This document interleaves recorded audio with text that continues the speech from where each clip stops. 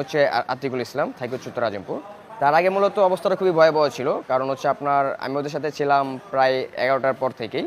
তো ওখানে খুবই মর্মান্তিক অবস্থা, অনেক গোলাগুলি হচ্ছিল। এক পর্যায়ে দেখা যাচ্ছে যে দিয়ে দৌড়ে রিক্সা খুঁজতেছিলাম যে রিক্সা কোথায়, আমাকে মেডিকেল নিয়ে যান, আমার হাতে গুলি লাগছে। তারপর আমার এক ফ্রেন্ড আসে, এসে আমাকে ধরার পর ছাত্র ভাইদের বলে যে ও হচ্ছে আমার ফ্রেন্ড, ও আমার সাথে থাকলে ভালো থাকবে, কোনো টেনশন নেই, জাস্ট আপনার যে কোনো একজন আসেন, ওকে যারা জোরে নিয়ে যান, ওকে একটু হেল্প করেন। তারপর একটা ভাইকুলা ভাইয়া আসে, আসার পর আমরা তিনজন, আমার ফ্রেন্ড, আমি আর হচ্ছে ভাইকুলা ভাইয়া, তিনজন আমরা একটা মেডিকেল চলে যাওয়ার পর ওরা হচ্ছে আধা ঘন্টার মতো ট্রিটমেন্ট নিয়ে আমার ব্লাড অফ করে।